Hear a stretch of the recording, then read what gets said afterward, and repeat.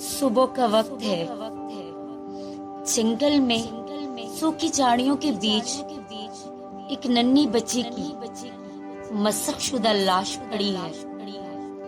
جنگل کے سبھی جانور اس کے گرد جمع ہیں۔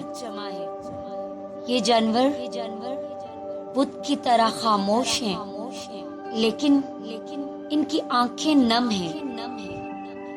اوپر درخت پر بیٹھا گدھ، جو کہیں دور سے خوراک کی تلاش میں آیا تھا، اس نوچی ہوئی لاش کو دیکھ کر اپنے بوجھل پروں کے ساتھ واپس لوٹ گیا ہے۔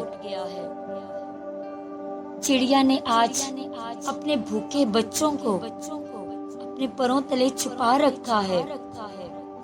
ایک طرف لال آنکھوں والا خوفناک بھیڑیا اور جنگلی کتا زارو قطار رو رہے ہیں۔